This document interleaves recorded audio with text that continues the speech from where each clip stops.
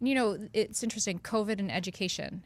That was such an eye-opening moment for, I think, a lot of folks, seeing behind the screen, seeing like what education looks like, and that it's not one size fits all. Right. So you've got like our neighbor here, New Hampshire, doing school choice and making it abundantly clear that, kids' needs come first. Families can decide what's best for their kids.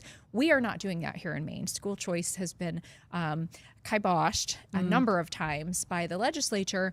And we even have restrictions in place, like a capped number of charter schools, et cetera. So you see states like Arizona and New Hampshire doing school choice and doing it well. Other states going back to basics, like Mississippi, leading our country in educational outcomes, while Maine, we're tanking. And we've never poured more money into it. Yeah, ever. That's one of the amazing things about Mississippi is for half the cost per student of California, they are getting better results. And the results are so good, in fact, I was just talking to an education policy expert the other day that said he tells his often liberal colleagues, because a lot of people who work in education are liberal, that Mississippi is leading the way, and they will laugh out loud at him. They simply do not believe. Here are the test scores. That this is happening. And it's not just for rich kids. It's not just for white kids. It is every quartile, is every economic level, is every race.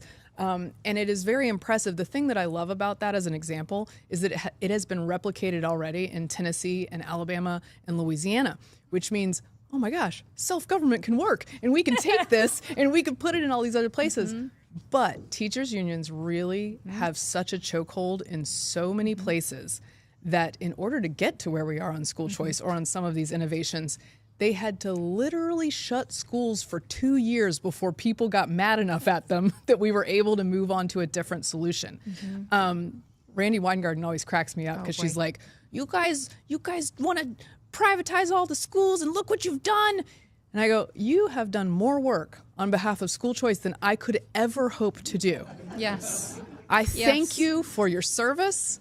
But that's how much power they have, right? They had to go so far in the wrong direction before we were able to claw some of that back. But I do think it is a time of innovation, and it's a time to touch people on an issue that they care so deeply about, because their kids are sitting in those classrooms and they would like them to actually learn to read.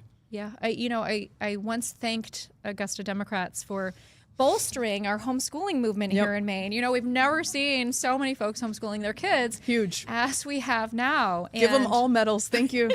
Thank you. Thank you for encouraging so many families to take education into their own hands and do what's best for their kids. But we need to do a lot more than that rather than advancing negative policies that just push people out. Yeah.